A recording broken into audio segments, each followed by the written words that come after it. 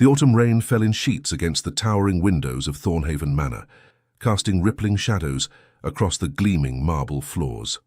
Lady Vivian Marlowe pressed herself against the panelled wall of the corridor, her heart hammering beneath her emerald silk gown as she listened for footsteps. "Lady Vivian, I know you are nearby. Please, grant me but a moment of your precious time. Lord Edmund St."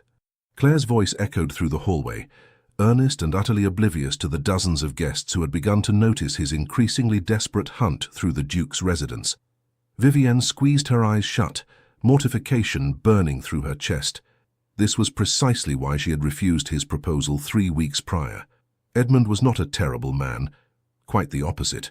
The second son of the Earl of Westridge possessed a generous heart, considerable wealth, and impeccable breeding. Her father, the Marquess of Ashmont, had been delighted by the match. Her mother had already begun planning the wedding breakfast. But Edmund St. Clair had one fatal flaw. He possessed not a single shred of social awareness. His courtship had been a relentless assault of overwrought poetry recited at inappropriate moments, bouquets so enormous they required 3 footmen to carry, and declarations of devotion shouted across crowded ballrooms. When she had gently, so very gently, declined his proposal, citing their incompatibility, he had nodded thoughtfully, patted her hand, and assured her that he understood she was simply nervous about the magnitude of their love. He had not understood at all. "Vivian, my darling dove, your beauty outshines even the stars themselves." She could hear him now, just around the corner, apparently comparing her to celestial bodies, while the Duchess's other guests tittered behind their fans. Vivian's cheeks flamed. She needed to escape, to hide, to disappear, until Edmund finally accepted that she was not, had never been, and would never be his darling dove. Her eyes fell upon a door, heavy oak, slightly ajar, with no light spilling from within. Without pausing to consider the wisdom of her actions, Vivian slipped inside and pressed the door shut behind her, turning the lock with trembling fingers. The room was warm and dimly lit by a single branch of candles and the glow of a well-tended fire. She leaned against the door, closing her eyes in relief as Edmund's footsteps passed by outside, his voice fading as he moved down the corridor. "Thank heavens," she whispered. "I beg your pardon." Vivian's eyes flew open. The bedchamber, for that was clearly what she had stumbled into, was far from empty. Near the fireplace stood a man in shirt sleeves and partially unbuttoned waistcoat, a towel draped over one shoulder, and his dark hair damp as though he had just washed. He held a crystal tumbler of what appeared to be brandy, and his expression registered surprise, amusement, and something that might have been fascination. He was possibly the most handsome man Vivienne had ever seen. Tall and broad-shouldered, with features that seemed carved from granite, strong jaw, high cheekbones, and eyes so intensely blue they reminded her of the deepest parts of the ocean. Those eyes were currently fixed on her, with an intensity that made her breath catch. Vivian's voice came out as a squeak. She cleared her throat. "I am terribly sorry. I thought this room was empty." The man's lips curved into a slow smile that did alarming things to her pulse. "Clearly. I shall leave immediately, of course. Please forgive my intrusion. Lady Vivian, where have you hidden yourself, my ethereal enchantress?" Edmund's voice, now much closer, made Vivian freeze. The man in shirt sleeves raised one dark eyebrow. "Might that be Lord Edmund St. Clair?" he asked, his tone rich with barely suppressed laughter. Vivian felt her mortification reach new heights. "You know him. We were at Cambridge together. Decent fellow, absolutely hopeless with women." He set down his brandy glass and crossed his arms, studying her with open curiosity. "I take it you are the object of his current devotion." "I am the unwilling recipient of his attentions," Vivian corrected, lifting her chin despite her embarrassment. "I refused his proposal 3 weeks ago, but he appears to believe that my refusal was merely feminine modesty, requiring persistent persuasion." The stranger threw back his head and laughed, a genuine delighted sound that seemed to fill the room. "That sounds precisely like Edmund. He once courted the daughter of a French comte for 6 months after she became engaged to another man, convinced that she was simply testing his dedication." Despite her predicament, Vivienne felt her lips twitch. What happened?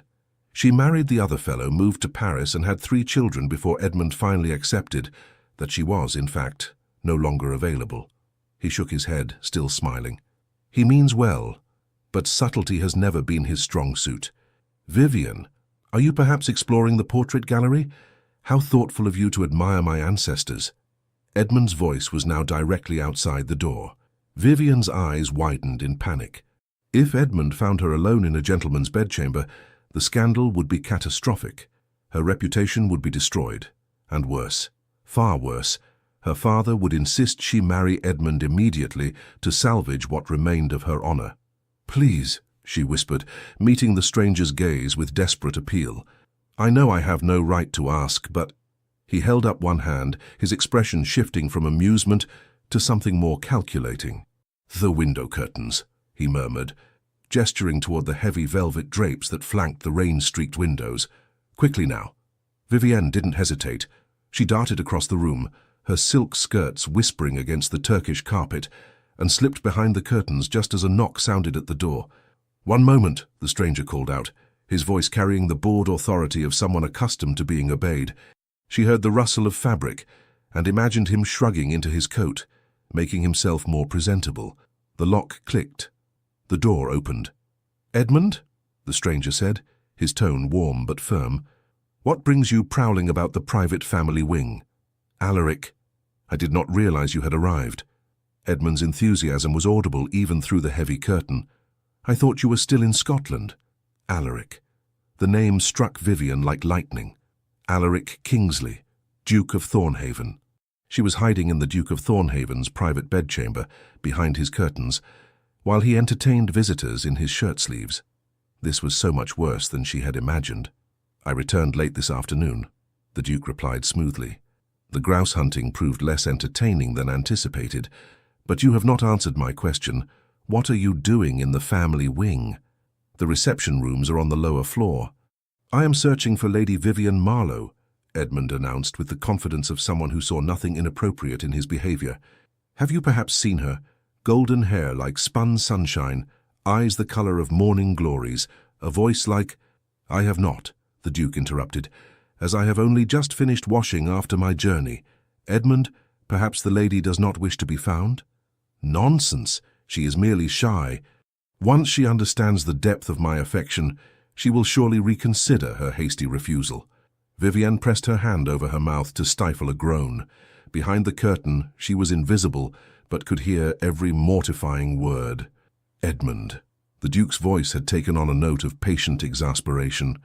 As your friend, I must tell you, if a lady refuses your proposal, continuing to pursue her is not romantic.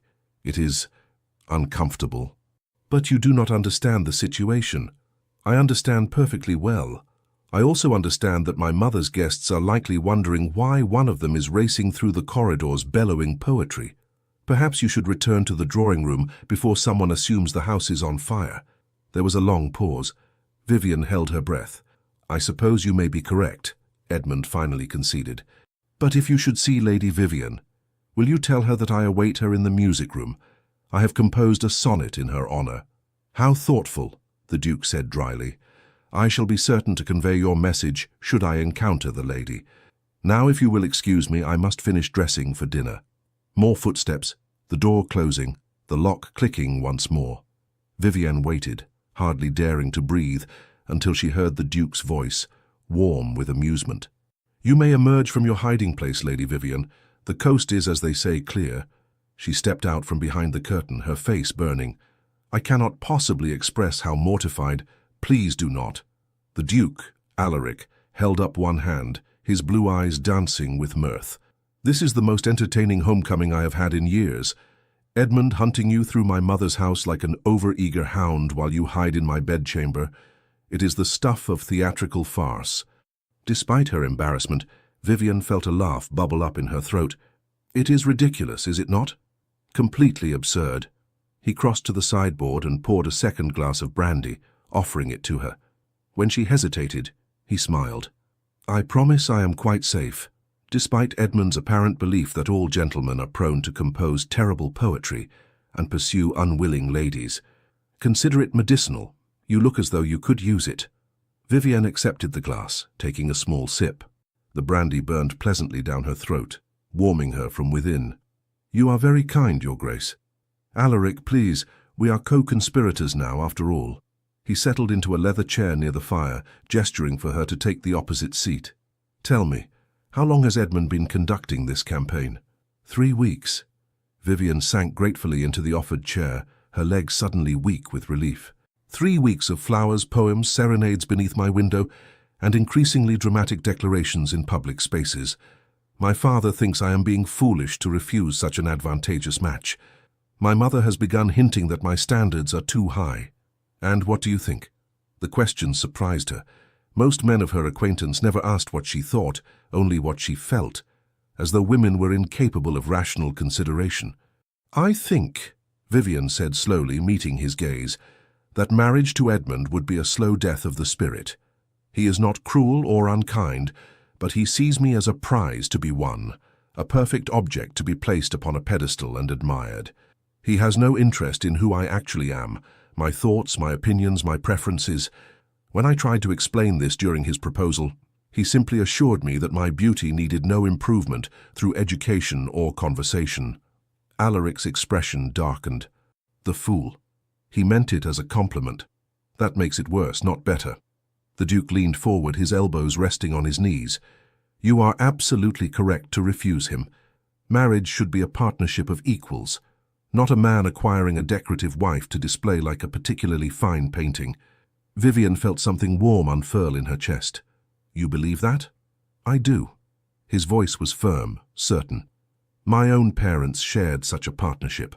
My father valued my mother's counsel above all others, and she challenged him constantly to be a better man, a better duke, a better father. Their love was built on respect, friendship, and genuine affection, not empty flattery and suffocating adoration. That sounds wonderful, Vivian said softly. My parents, they are content enough, I suppose, but theirs was an arranged match. They are cordial to one another, nothing more. Is that what you want for yourself? Cordial contentment? No. The word came out fierce, surprising them both. I want what your parents had. I want someone who sees me, truly sees me, and values what they find. I want conversation and laughter and— She broke off, embarrassed by her own vehemence. And passion, Alaric finished quietly. His blue eyes held hers, and Vivian felt heat rise in her cheeks that had nothing to do with the fire. The clock on the mantelpiece chimed the hour, a gentle reminder that the dinner bell would ring soon. I should go, Vivian said reluctantly, setting down her glass. I have intruded on your hospitality long enough, and if anyone discovers I was here, then we shall ensure no one discovers it. Alaric rose smoothly to his feet. The servants' stair at the end of the corridor connects to the main floor near the ladies' retiring room. If you use that route, no one will see you emerge from the family wing. You would help me further, even after I invaded your privacy so dramatically? My lady. His smile was pure mischief. This is the most interesting evening I have spent in months. Consider it my pleasure to aid in your escape. Though I confess, I am curious to witness Edmund's face when he learns we are both attending the same dinner. Vivian felt her own smile bloom. We have never met before this moment, Your Grace. Precisely. He offered his arm, escorting her to the door. I am simply a traveller returned home, and you are simply one of my mother's many guests. No connection whatsoever. At the door, Vivian paused, looking up at him. Thank you, Alaric. Truly. The pleasure, he said softly, was entirely mine, Vivian. The way he said her name, low and warm without Edmund's theatrical flourishes, sent a shiver down her spine that had nothing to do with the cool corridor air. She slipped through the door and made her way to the servants' stair, her heart racing. Behind her she heard the Duke's door close softly, and she couldn't shake the feeling that something significant had just occurred. Something that would change everything. The dining room at Thornhaven Manor was a masterpiece of elegant restraint. Crystal chandeliers cast warm light over the long mahogany table, where 24 guests were seated according to strict protocol. Vivienne found herself positioned in the middle of the table, with the elderly Lord Hartwell on her left, and to her extreme misfortune, Lord Edmund St. Clair on her right. "There you are," Edmund exclaimed as she took her seat, his voice carrying halfway down the table. "I have been searching for you everywhere. Did you receive my message about the sonnet?" "I did not," Vivienne replied, keeping her voice low in hopes he would follow suit. I was in the retiring room attending to my appearance. Your appearance needs no attending. You are perfection itself. Several guests turned to stare. Vivian felt her face flame. You are too kind, Lord Edmund. Perhaps we might discuss this more quietly. Why should I be quiet when proclaiming your virtues? The world should know of your... Edmund. The voice came from the head of the table, cool and commanding. I believe my mother is about to make an announcement. Vivian's eyes snapped to the Duke. He was looking at Edmund with an expression of polite patience, but when his gaze briefly met hers, she saw the amusement dancing there. The Dowager Duchess of Thornhaven, a regal woman in her 60s with silver hair and the same piercing blue eyes as her son, smiled at her guests. Thank you, Alaric. I merely wish to welcome you all to Thornhaven and express my delight at having my son home once again. His travels have kept him away far too long. Only 6 weeks, Mother, Alaric said dryly. An eternity, she countered, her eyes twinkling. Now please, everyone enjoy the meal. Cook has outdone herself. As the first course was served, a delicate consommé, Edmund immediately leaned toward Vivienne. As I was saying before we were interrupted, I have composed... Lord Edmund, interjected Lady Hartwell from across the table. I understand you recently purchased a new hunter. Is he performing well? Edmund, momentarily distracted by the question, launched into an enthusiastic description of his horse's virtues. Vivian shot Lady Hartwell a grateful glance, which the older woman returned with a subtle wink. The meal progressed through multiple courses, each more elaborate than the last. Vivian found herself hyper-aware of the Duke's presence at the head of the table. Several times she glanced in his direction, only to find him already looking at her. Each time their eyes met, she felt that same strange flutter in her chest. Lady Vivian, the Dowager Duchess, called down the table. My son tells me you have recently returned from visiting your aunt in Bath. How did you find the city? It was a perfectly innocuous question, but Vivian's mind went blank. The Duke had been asking his mother about her. When? Why? That is... Bath was lovely, Your Grace. The architecture is quite remarkable. And the society? Did you attend many assemblies?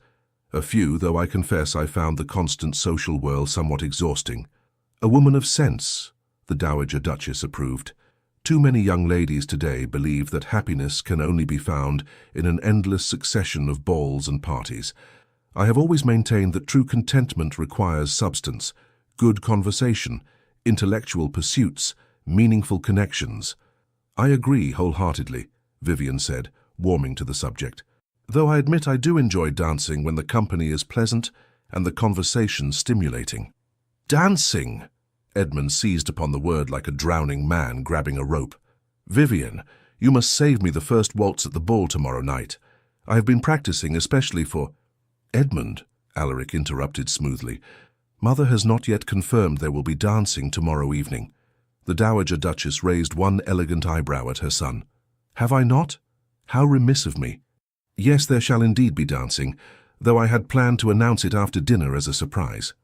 Wonderful, Edmund beamed. Then it is settled. Vivian and I shall... Actually, Vivian said quickly, I have already promised the first dance to... Her mind raced. She could not claim to have promised it to any of the gentlemen present without causing confusion. But she needed some excuse to avoid dancing with Edmund, whose enthusiasm on the dance floor was matched only by his complete lack of rhythm. To me, Alaric said calmly, setting down his wineglass. Lady Vivian was kind enough to promise me the first waltz when we met earlier this evening. 23 pairs of eyes turned to stare at Vivian. She felt the blood drain from her face. When we met, Edmund's confusion was evident. But, Alaric, you said you had not seen... In the drawing room before dinner, the Duke clarified, his expression perfectly composed. A brief introduction, nothing more. Lady Vivian mentioned she enjoyed waltzing, and I asked if she would honor me with the first dance. She graciously agreed. It was a plausible lie delivered with such casual confidence that no one thought to question it, except Edmund, whose face had taken on a peculiar expression, part confusion, part suspicion. How strange, he said slowly. I was in the drawing room before dinner and I did not see either of you there. You were likely too occupied searching the corridors, Lady Hartwell suggested kindly. I believe half the guests heard you calling for Lady Vivian throughout the house. Mortified laughter rippled around the table. Edmund flushed but rallied quickly. "I was merely concerned for her well-being. When a lady disappears, a gentleman must—" "Edmund," Alaric said, his voice gentle but firm, "I believe Lady Vivian is quite capable of managing her own well-being without requiring a search party." Their eyes met across the table, Alaric steady and slightly challenging, Edmund's confused and hurt. Vivian felt a twinge of sympathy for Edmund, despite everything. He truly did not understand why his behavior was inappropriate. "I appreciate your concern, Lord Edmund," she said carefully. "But His Grace is correct. I was never in any danger. I simply needed a moment of quiet before dinner." "Quiet? But why would you need—" "Because," the Dowager Duchess said crisply, "young ladies are not required to be constantly available for conversation, Lord Edmund. We all require moments of solitude now and then." The rebuke was delivered with aristocratic finality. Edmund subsided into silence, though he continued to dart confused glances between Vivian and Alaric throughout the remainder of the meal. When the ladies withdrew to allow the gentlemen their port, Vivian found herself cornered by the Dowager Duchess near the drawing-room fire. "Walk with me, child," the older woman said, taking Vivian's arm and steering her toward the windows that overlooked the darkened gardens. "I wish to speak with you privately." Vivian's heart sank. Had the Duchess somehow discovered her earlier intrusion into Alaric's room? "I hope I have not offended your Grace. If my acceptance of the Duke's invitation to dance was presumptuous—" "Nonsense," the Duchess interrupted briskly. "I am not concerned about a dance. I am concerned about Lord Edmund's pursuit of you, which has apparently grown quite determined." Vivian blinked in surprise. "You noticed?" "My dear girl, the entire county has noticed. The man proclaimed his devotion to you during Sunday service last week, causing poor Reverend Blackburn to lose his place in the sermon." The Duchess's lips twitched with suppressed amusement. "Your discomfort this evening was painfully obvious, and I wish to assure you that you are welcome to remain at Thornhaven for as long as you like. If Lord Edmund's attentions become too tiresome, simply say the word, and I shall have my son deal with him." "That is extraordinarily kind, but I could not possibly impose—" "It is not an imposition," the Duchess said firmly. "I invited you here because your mother is an old friend, but also because I have heard excellent things about your character from multiple sources. You are intelligent, well-read, and possessed of both wit and compassion. In short, you are precisely the sort of young woman I wish to know better." Warmth spread through Vivian's chest. "Thank you, Your Grace. I am honored." "Good." The Duchess patted her arm. "Now I also wish to mention that my son is not in the habit of inviting young ladies to dance at a moment's notice. In fact, Alaric generally avoids dancing whenever possible, claiming it is an inefficient method of conversation. That he specifically requested the first waltz with you is noteworthy." Vivian's cheeks heated. "I believe he was simply being kind, offering me an escape from Lord Edmund's enthusiasm." "Perhaps." The Duchess's blue eyes, so like her son's, studied Vivian with disconcerting intensity. "Or perhaps he found something in you that caught his interest. My son is many things, but he is not charitable without reason." Before Vivian could formulate a response, the gentlemen rejoined them, bringing with them the scent of tobacco and port. Alaric made his way directly to his mother's side, bending to kiss her cheek. "Interrogating my dance partner, Mother?" he asked, his tone light but his gaze sharp. "Simply getting to know her better, darling. Lady Vivian and I were discussing literature. Did you know she has read Mr. Wordsworth's latest collection?" "I did not, though I am not surprised. Lady Vivian strikes me as a woman of considerable intellectual depth." He said it so casually, without a trace of Edmund's effusive flattery, yet Vivian felt the compliment more keenly than any of Edmund's elaborate declarations. "You are too kind, Your Grace," she murmured. "Not at all. I simply speak the truth." Their eyes held for a moment too long. The Dowager Duchess cleared her throat delicately. "Alaric, dear, would you be so good as to fetch me some tea? I find myself quite parched." "Of course." He bowed slightly and moved toward the tea service, leaving Vivian alone with his mother once more.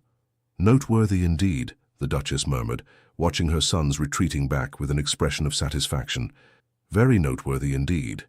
The rest of the evening passed in a pleasant blur of conversation and music. Several guests performed at the pianoforte, including Edmund, who sang a ballad of his own composition that was mercifully short, if painfully earnest. Vivian found herself drawn into conversation with Lady Hartwell and her daughter, Miss Caroline Hartwell, who proved to be delightful company. Caroline was near Vivian's own age, with warm brown eyes and an infectious laugh. "I must confess," Caroline whispered as Edmund launched into another performance, "I have been watching the Duke watch you all evening. He has barely taken his eyes from you." "Nonsense," Vivian protested, even as her heart skipped. "He is simply being polite." "Vivian, I have known Alaric Kingsley since we were children. That man is never simply polite. He is either genuinely interested or completely indifferent, and there is no mistaking which category you fall into." Before Vivian could respond, the Dowager Duchess announced that it was growing late and suggested the guests retire for the evening. There were murmurs of agreement, and people began to make their way toward the stairs. Edmund materialized at Vivian's elbow. "Might I escort you to your chamber, my lady? The corridors can be confusing at night." "That will not be necessary, Lord Edmund," Alaric said, appearing on Vivian's other side. "I am certain Lady Vivian is perfectly capable of finding her way, and propriety suggests that you should not be escorting young ladies to their bedchambers in any case." Edmund's face flushed.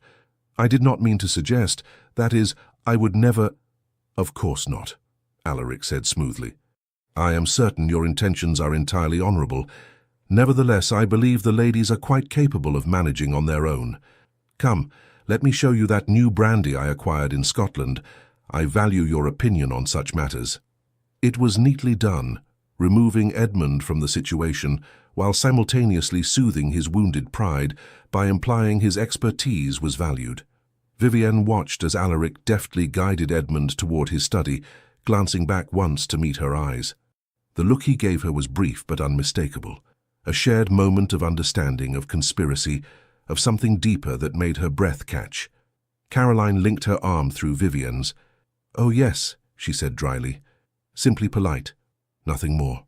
Vivian smiled despite herself and allowed Caroline to lead her upstairs, her mind full of blue eyes and quiet competence and the strange, thrilling feeling that her life had just shifted onto an entirely new course. The following evening, Thornhaven Manor blazed with light. Every window glowed with candles, and the sound of the small orchestra tuning their instruments drifted through the open doors of the ballroom. Vivian stood before her mirror, allowing her lady's maid to make final adjustments to her gown. The dress was one of her favorites, deep sapphire silk that brought out the blue in her eyes, with delicate silver embroidery along the bodice and hem. Her golden hair was swept up in an elegant arrangement of curls, with a few tendrils left to frame her face. "You look beautiful, my lady," her maid said softly. "Thank you, Mary." Vivienne took a deep breath, pressing one hand against her stomach to quell the butterflies that had taken up residence there. She was being ridiculous. It was simply a dance. One waltz with the Duke, after which she would dance with other gentlemen and presumably suffer through at least one set with Edmund. There was no reason for this nervous anticipation, except that she had thought of little else all day. A knock at the door interrupted her thoughts. Mary opened it to reveal Caroline, resplendent in rose-coloured silk. "Are you ready?" Caroline asked, her eyes sparkling with excitement. "The dancing is about to begin, and I have it on good authority that a certain Duke is pacing near the ballroom doors like a caged lion." "He is not," Vivian protested, even as heat rose in her cheeks. "He absolutely is. My brother just told me. Apparently Alaric has been asking every 5 minutes whether the ladies have come down yet." Caroline took Vivian's hand and pulled her toward the door. "Come along. We must not keep his grace waiting." They descended the grand staircase together, the sound of music and laughter growing louder with each step. The ballroom was magnificent, all golden light and gleaming marble, with massive arrangements of white roses filling the air with their perfume. Vivian's eyes immediately sought out Alaric. He stood near the entrance, deep in conversation with an older gentleman, but the moment she appeared, his attention shifted entirely. Their gazes locked across the crowded room, and Vivian felt that now familiar flutter in her chest. He looked devastating in formal evening wear. Black coat fitted perfectly to his broad shoulders, white cravat tied with mathematical precision, and those blue eyes fixed on her with an intensity that made her forget to breathe. "Good heavens," Caroline murmured. "If he continues looking at you like that, the entire assembly will be gossiping before the first dance even begins."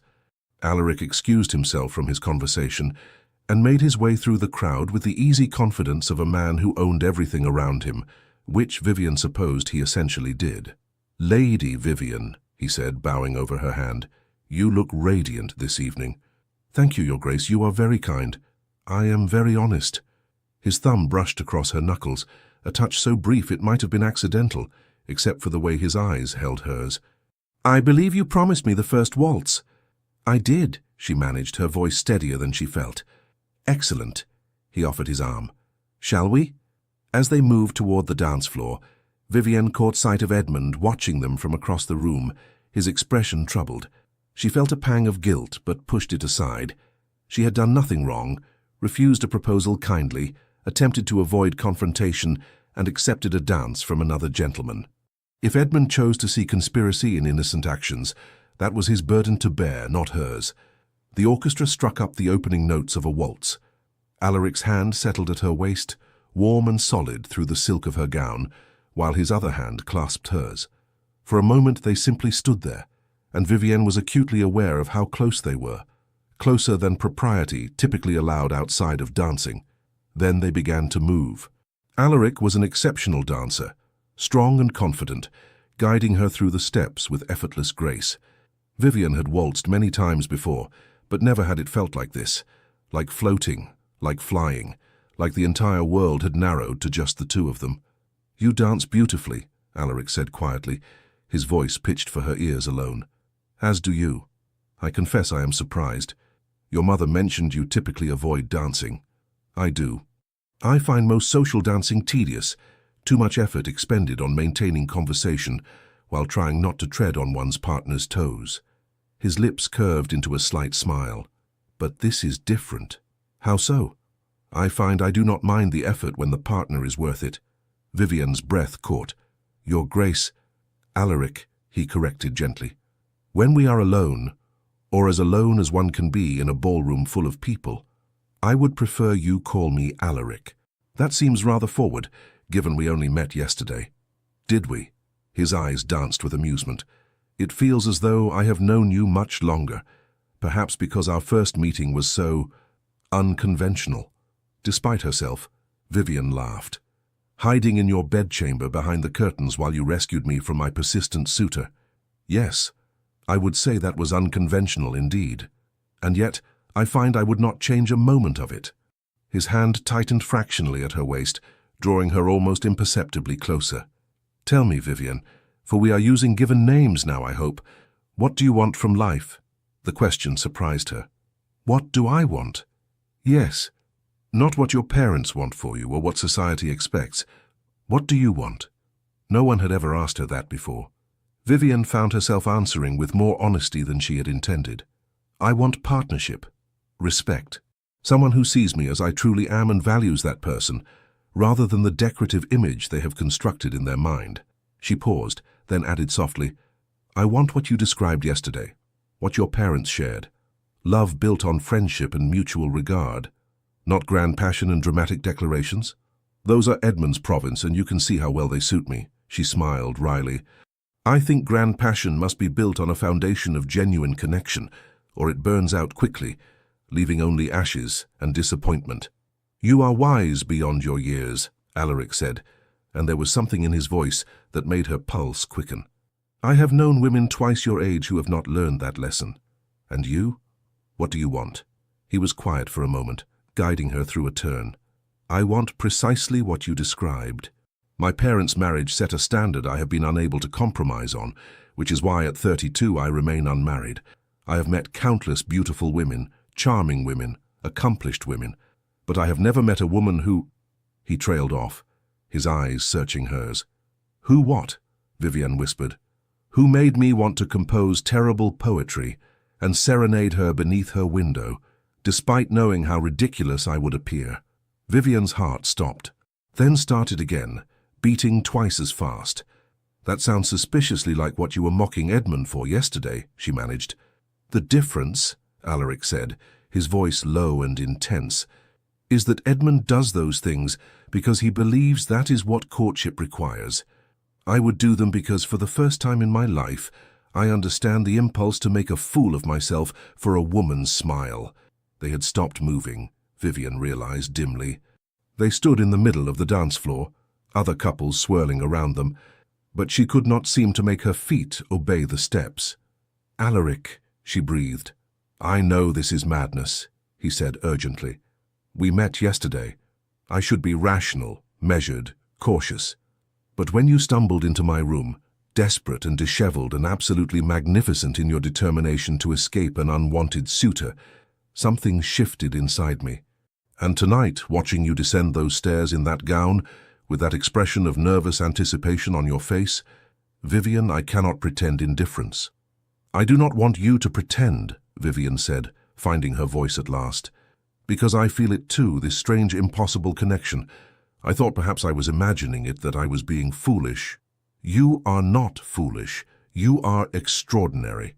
He was looking at her as though she were the only person in the room, the only person in the world, and Vivian felt herself falling into those blue eyes with a complete lack of self-preservation. "Your Grace, might I cut in?" Edmund's voice shattered the moment like a stone through glass. They both turned to find him standing at Alaric's elbow, his expression a mix of hopefulness and determination. "This is a private dance, Edmund," Alaric said, his tone carefully neutral. "But surely Lady Vivian would enjoy some variety in her partners. You have been monopolizing her attention for quite some time." It was true. They had been standing still for far longer than was proper, and people were beginning to stare. Vivian could see the calculations happening in Alaric's eyes, weighing social propriety against personal desire. "Of course," he said finally, stepping back with visible reluctance. "Lady Vivian, thank you for the dance. It was illuminating." The way he said it, the weight he placed on that final word, sent shivers down her spine. "The pleasure was mine, Your Grace," she replied, her voice steadier than her hands. Alaric bowed and walked away, but not before shooting Edmund a look that clearly said they would be having words later. Edmund, oblivious as always, immediately swept Vivian into the dance with far more enthusiasm than skill. "I must say you and Alaric seemed quite absorbed in conversation," Edmund said, nearly treading on her toes as he attempted a turn. "What were you discussing so intently?" "Literature," Vivian lied smoothly. "The Duke has strong opinions on Mr. Wordsworth." "Ah." Edmund looked relieved. "Well, that is perfectly proper, I suppose, though I must admit I was concerned when I saw you both standing still in the middle of the floor. People will talk, you know." "Will they?" Vivian kept her voice light, though her mind was racing. "Oh yes, the Duke is one of the most eligible bachelors in England. Any woman who catches his attention is bound to be the subject of gossip." Edmund peered at her earnestly. "You must be careful, Vivian. A man of his position might enjoy a flirtation, but he will ultimately marry someone of impeccable breeding and social standing." The implication was clear. You are not good enough for a duke. Vivian felt anger flash through her, hot and unexpected. "My father is a marquess, Lord Edmund. My breeding and social standing are quite impeccable." "Oh, I did not mean to suggest otherwise. I simply meant that you should guard your heart. I would hate to see you hurt by false hopes." "How thoughtful," Vivian said through gritted teeth. "And what of your hopes, Lord Edmund? Are they not also false?" His confusion was almost comical. "My hopes? You continue to pursue me despite my clear refusal of your proposal. Is that not also a false hope? But that is different. My love is true and constant. I know that eventually you will see—" "Edmund!" Vivian stopped dancing, forcing him to halt as well. Around them other couples continued to move, but she no longer cared about propriety or gossip. "I will not change my mind. I am sorry if that causes you pain, but you must accept it. We would not suit. We do not suit. Please, for both our sakes, let this pursuit end." His face crumpled like a child denied a promised treat. "But I love you." "You love an idea of me," Vivian said, gentler now. "You love my appearance, perhaps, or the notion of having me as your wife. But you do not know me, Edmund. You have never once asked what I think, what I dream about, what I fear. You compose sonnets about my beauty, but have no interest in my thoughts." "That is not true. I value your thoughts greatly." "Then tell me, what is my favorite book? What subject do I most enjoy discussing? What makes me laugh?" When he simply stared at her, speechless, she sighed. "You cannot answer because you have never asked. And that, Edmund, is why we would never be happy together. She left him standing there in the middle of the dance floor and made her way to the terrace doors, desperate for fresh air and a moment alone. The cool night air was a relief after the stuffy ballroom, and she leaned against the stone balustrade, closing her eyes. That was bravely done. Vivienne's eyes flew open. Alaric stood in the shadows near the door, his expression unreadable. "How long have you been there?" "Long enough to hear you reduce poor Edmund to stunned silence." He moved closer, the moonlight casting his features in silver and shadow. "I believe that is the kindest rejection I have ever witnessed. It was long overdue. I should have been more direct from the beginning. Perhaps." He was standing very close now, close enough that she could see the complex shades of blue in his eyes.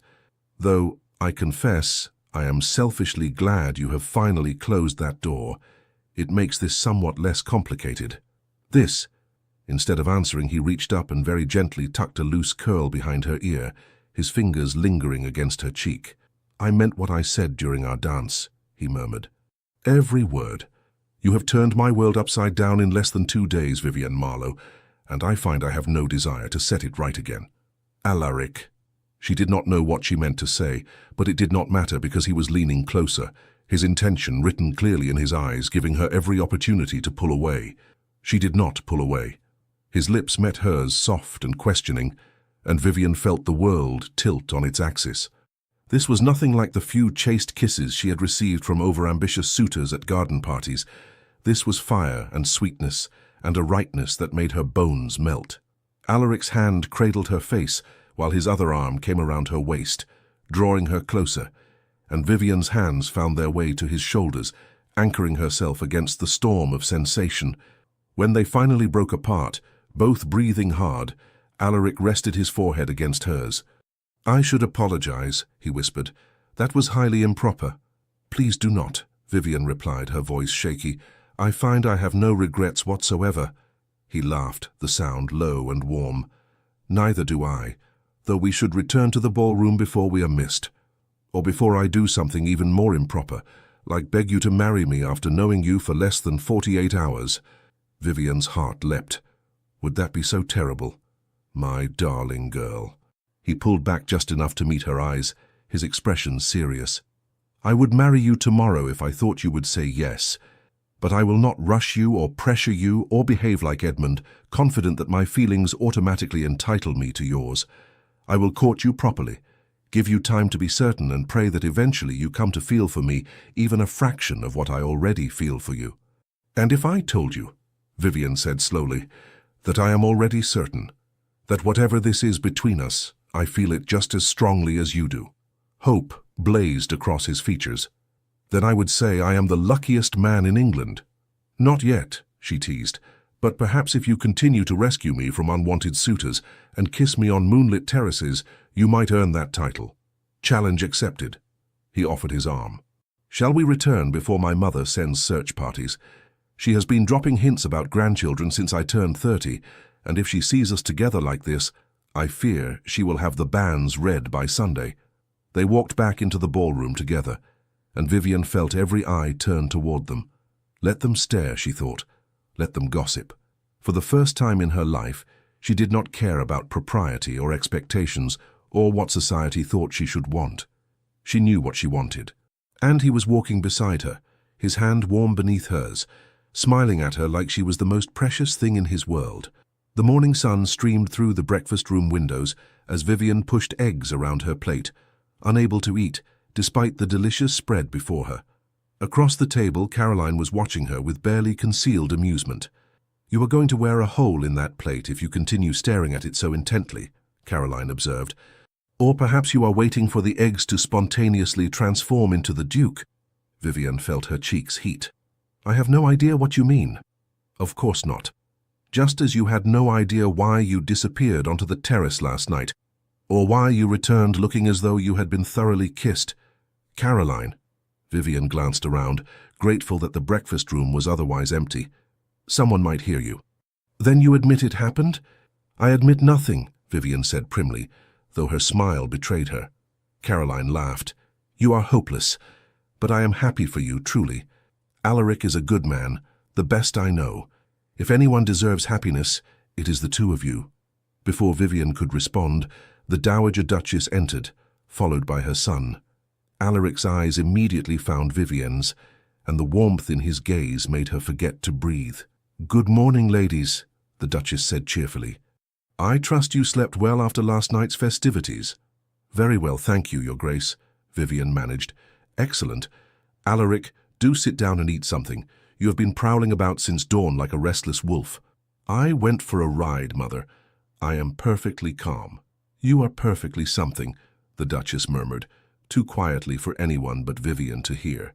Then, louder, "Lady Vivienne, I wondered if you might join me for a walk in the gardens after breakfast.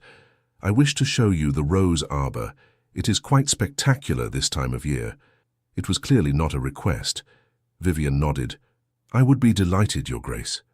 20 minutes later, she found herself strolling through Thornhaven's immaculate gardens on the Duchess's arm, admiring the carefully tended flower beds and ornamental fountains. "I suppose you are wondering why I wish to speak with you privately," the Duchess said without preamble.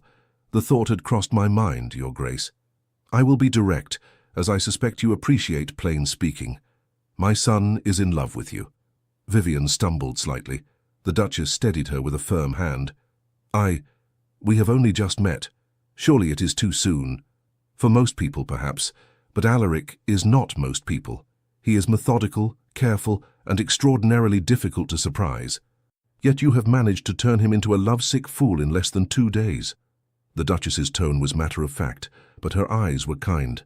"I have not seen him this animated since his father died 5 years ago. You have brought light back into his life, Lady Vivienne, and for that alone I would be inclined to like you." "You are very kind, Your Grace, but I am not kind. I am practical. I am also deeply invested in my son's happiness." They had reached the rose arbor, a beautiful structure covered in climbing roses of every color.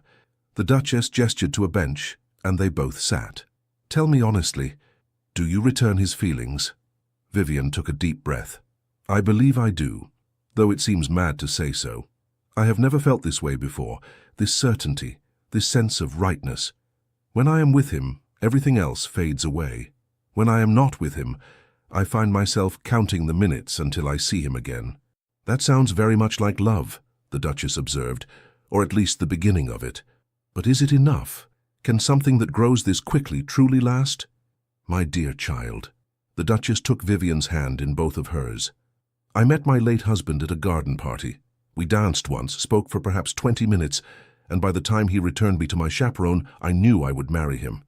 We were engaged within a week, married within 6 months, and spent 37 gloriously happy years together before his heart gave out. Sometimes, when the connection is real, time becomes irrelevant." Vivienne felt tears prick at her eyes. "I want that, what you had, what your son described. But I am frightened of making a mistake, of moving too quickly." "Then do not move quickly," the Duchess said simply. "Court each other properly. Take the time you need to be certain. But do not let fear prevent you from pursuing what could be extraordinary simply because it does not follow society's expected timeline." She paused, then added with a slight smile, "Though I confess, I would not be opposed to seeing grandchildren before I am too old to enjoy them." Vivienne laughed through her tears. "Your son said you would say something like that." "Did he? How well he knows me." The Duchess squeezed her hand. "You have my blessing, Lady Vivienne. More than that, you have my wholehearted approval and my hope that you will become part of this family. Now shall we return to the house? I believe Alaric has been watching us from the study window for the past 10 minutes, and if I do not release you soon, he may actually expire from impatience." They returned to find Alaric pacing in the drawing-room, his usual composure notably absent. He looked up as they entered, his expression anxious. "Mother, might I steal Lady Vivienne for a moment? I wish to show her the library." "By all means," the Duchess said serenely, "though I suggest you actually show her the library rather than simply using it as an excuse for privacy." "Mother," Alaric said, pained, "I am simply ensuring you remember proper behavior, darling. Lady Vivienne's reputation must be protected, even here in our own home." "I am well aware of that, thank you." He offered Vivienne his arm. "Shall we?" The library was a magnificent room, 2 stories tall with floor-to-ceiling shelves packed with leather-bound volumes. A fire crackled in the hearth, and comfortable chairs were scattered throughout, creating intimate reading nooks. "It is beautiful," Vivian breathed, turning in a slow circle to take it all in. "It was my father's favorite room," Alaric said softly. "He used to spend hours here, reading everything from philosophy to agricultural treatises. When I was a boy, he would let me sit in his lap while he read aloud, even when I was too young to understand the words." "You miss him?" "Every day." He moved to stand beside her at one of the tall windows overlooking the grounds. "He was the standard by which I have measured myself, and found myself lacking more often than not." "I doubt that very much," Vivian said firmly. "From what I have seen, you are a man of integrity, kindness, and quiet strength. I am certain your father would be immensely proud." Alaric turned to face her fully, taking both her hands in his. "Vivian, I know this is happening very quickly. I know we should take our time, follow propriety, conduct a proper courtship over the course of months or even years. But I must tell you, I have never been more certain of anything in my life than I am of this, of us." "Neither have I," she admitted, "though it terrifies me." "We can take as much time as you need," he assured her. "I will not pressure you or rush you, but I needed you to know you are not alone in this feeling. Whatever this is that has grown between us, I am feeling it just as intensely as you are." Vivienne stepped closer, closing the distance between them.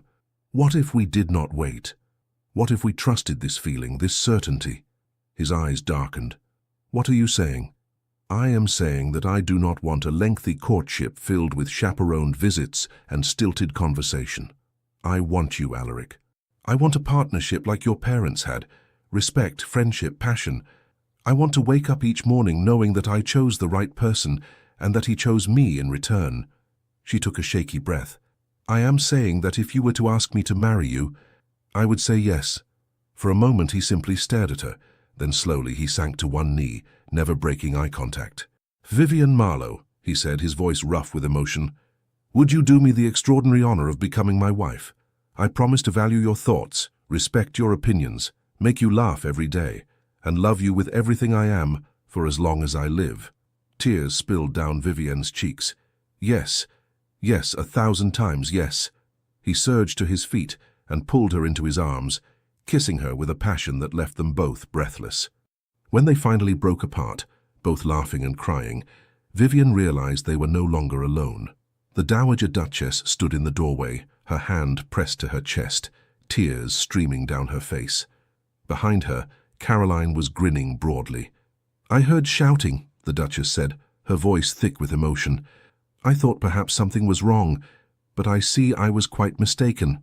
"Mother," Alaric said, keeping one arm firmly around Vivienne's waist, "we are engaged."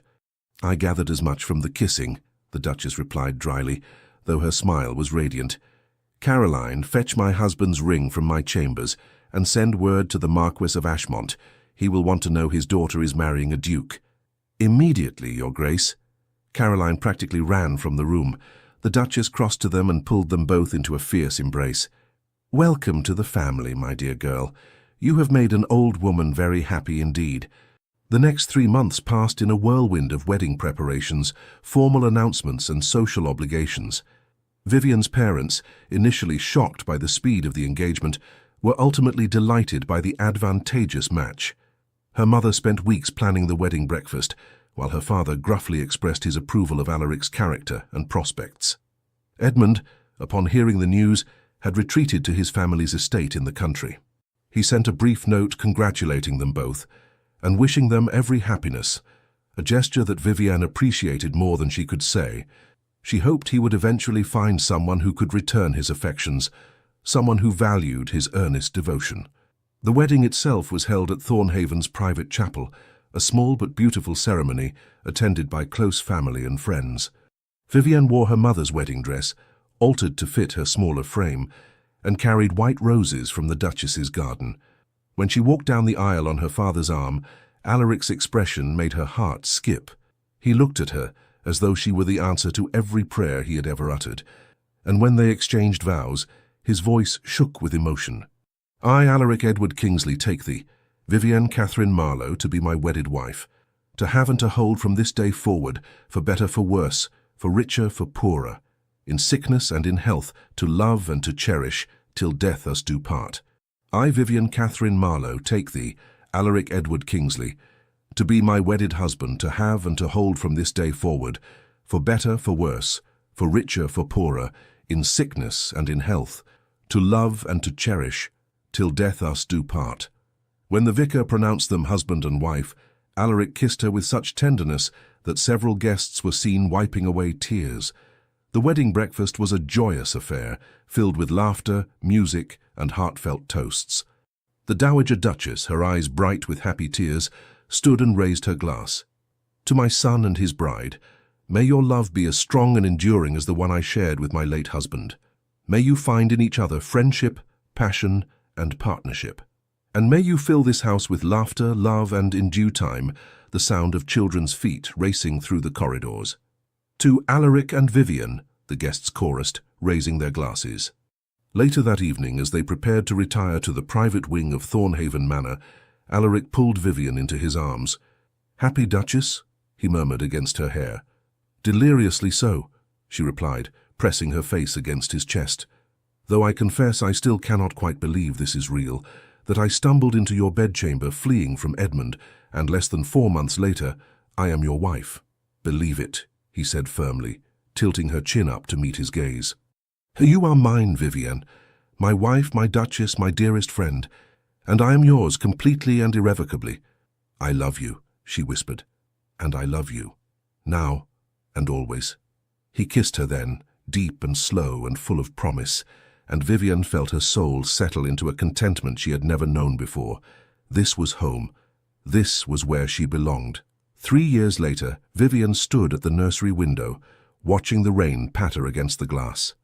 Behind her, she could hear the contented sounds of her son playing with wooden blocks, while his nurse kept watchful eyes on him.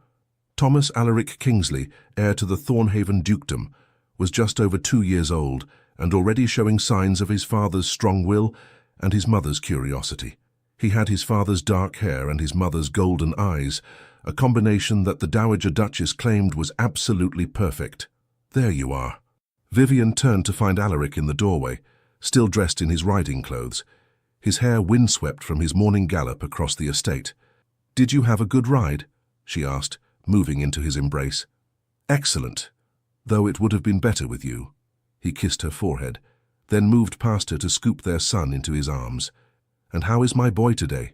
Have you been good for your mother?" "Papa," Thomas crowed, grabbing fistfuls of Alaric's hair. "Blocks." "I see that. Very impressive blocks." Alaric caught Vivian's eye over their son's head, his expression warm with love. "You look tired, my dear. Are you feeling well?" "Perfectly well," Vivian assured him. "Simply a bit overwhelmed by your mother's latest plans for Thomas's birthday celebration. She wishes to invite half the county." "That sounds like Mother." He set Thomas down, and the boy immediately returned to his blocks. "We can tell her to scale back if you prefer a quieter affair." "No, let her have her fun. She adores any excuse to fill the house with people." Vivian took his hand, guiding it to rest on her still flat stomach. "Besides, by the time of the celebration, we shall have other news to share." Alaric's eyes widened. "Vivian, are you saying—" "I am with child again," she confirmed, her smile radiant. "The physician confirmed it this morning. We shall have another little one by spring." The joy on his face was everything she could have hoped for. He pulled her into his arms, holding her as though she were made of spun glass. "You have given me everything," he whispered, "more than I ever dreamed possible." "We have given each other everything," she corrected. "A partnership, a family, a love that grows stronger each day. We built this together, Alaric." "That we did." He pulled back just enough to kiss her, tender and sweet. "I love you, Vivian Kingsley, more than words can express. And I love you, now and always." From his spot on the floor, Thomas looked up at his parents and clapped his hands together. "Mama, Papa, love!" They both laughed, and Vivian felt her heart swell with such profound happiness that it was almost painful.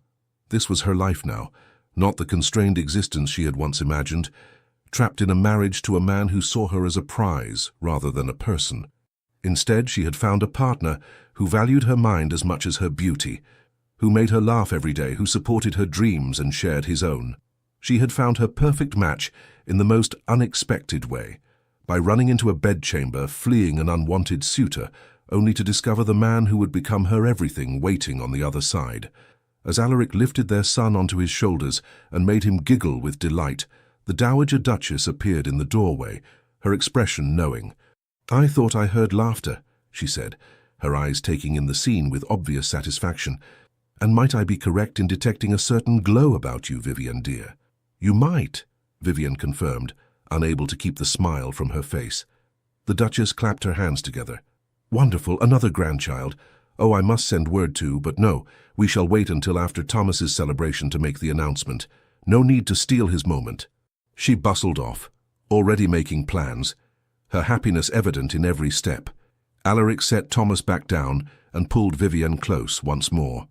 Outside, the rain had stopped, and sunlight was beginning to break through the clouds, casting golden light across the nursery. "Do you remember," he said softly, "when I told you that you had turned my world upside down, and I had no desire to set it right again?" "I remember everything about that night," Vivian replied. "I meant every word. You are my world, Vivian. You and our children, this life we are building together. I wake each morning grateful for the day you ran into my bedchamber, desperate and magnificent, and changed everything." "As am I," she whispered. "As am I." And as they stood there in the soft afternoon light, their son playing at their feet and another child growing beneath her heart, Vivian knew with absolute certainty that this was exactly where she was meant to be. Not in a marriage of convenience or social expectation, but in a true partnership, built on respect, friendship, passion, and a love that had sparked to life in the most unexpected moment and would burn bright for all their days. This was their happily ever after, and it was perfect. Epilogue. Years later, the great hall at Thornhaven Manor rang with laughter and music as 3 generations gathered for the annual harvest celebration. Vivian, now in her 50s, sat beside Alaric watching their grandchildren race through the crowd with the same wild energy their own children had once possessed. Thomas, now a man of 30 with children of his own, stood near the fireplace deep in conversation with his younger brother, Edmund Kingsley, named for the man whose clumsy courtship had inadvertently brought their parents together. Their sister Catherine danced nearby with her husband, her resemblance to her grandmother so striking that the Dowager Duchess, who had passed peacefully in her sleep 5 years prior, would have been delighted. "They grow so quickly," Alaric murmured, taking Vivian's hand in his. His hair was now more silver than dark, and lines creased the corners of his eyes, but to Vivian he was as handsome as the day she had stumbled into his bedchamber all those years ago. "They do," she agreed. "Sometimes I can scarcely believe that nervous girl who hid behind your curtains became this." "Became what?" "Happy. Completely. Thoroughly happy." Alaric lifted her hand to his lips, pressing a kiss to her knuckles. "As am I, my love. As am I." Across the room, young Thomas, their eldest grandson, tugged on his mother's skirts. "Mama, tell us again how grandmother and grandfather met." Catherine laughed. "You have heard that story 100 times." "But it is the best story," the boy insisted. Their son Thomas, overhearing, grinned at his parents. "Shall I tell them, or would you prefer to?" "Oh, let them tell it," Vivian called out. "We lived it. You can only relay it second-hand." The younger generation gathered around as Alaric and Vivian recounted the tale, his embellishing certain moments for dramatic effect, hers correcting his exaggerations with affectionate exasperation. They spoke of hidden curtains and persistent suitors, of moonlit terraces and hasty proposals, of a love that had defied expectations and lasted through every challenge life could throw at them. When they finished, their granddaughter, a serious child of 8 with Vivian's golden eyes, tilted her head thoughtfully. "So Lord Edmund was not truly terrible?" she asked. "No, sweetheart," Vivian said gently. "He was simply young and foolish, as we all were once. He meant well, even if his methods were misguided." "And he did eventually marry," Alaric added. "A lovely woman who appreciated his earnest nature and matched his enthusiasm. They had 7 children, last I heard, and he never once composed poetry about any of them." The adults laughed while the children giggled, not entirely understanding but caught up in the joy of the moment. As the evening wore on and the younger generation drifted back to their celebrations, Vivian and Alaric found themselves alone on the same terrace, where he had first kissed her decades ago. "Do you ever wonder," Vivian asked, "what our lives would have been like if I had not run into your room that night? If I had chosen a different door, or if Edmund had given up his pursuit, or if you had not been so kind?" "Never," Alaric said firmly, "because I believe we would have found our way to each other somehow. Perhaps not that night, perhaps not in such a dramatic fashion, but eventually. Some connections are simply inevitable. You think we were fated to meet? I think," he said carefully, "that you were worth waiting for, worth searching for, worth every moment of uncertainty and hope. And I think that when two people are truly meant to be together, the universe has a way of arranging things."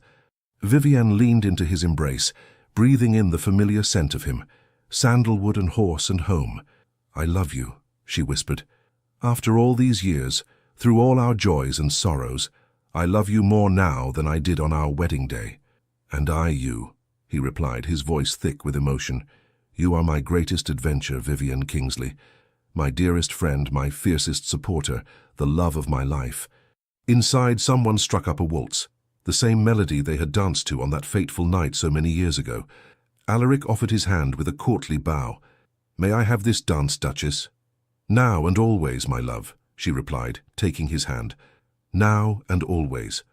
And as they waltzed beneath the stars, surrounded by the sounds of their family's laughter and the warm glow of Thornhaven's lights, Vivian knew that every choice she had made, every moment of fear overcome, every risk taken, had been worth it. She had found not just love, but partnership, not just passion, but friendship, not just a husband, but her perfect match in every way. And that, she thought, as Alaric spun her through the final turn and pulled her close, was the greatest blessing of all. The end. Thank you for staying with us until the end of this beautiful journey. We hope this story touched your heart as deeply as it touched ours. Please subscribe to our channel, like the video, leave a heartfelt comment, and share it with someone who loves powerful romance stories. Your support, truly from the bottom of our hearts, motivates our team to keep bringing you new tales of love, redemption, courage, and the healing power of second chances. Don't forget, at the end of the video, another suggested story will appear. Click it and be surprised by more emotional, unforgettable romances just like this one. Thank you for being here, the Legends of the Fall team.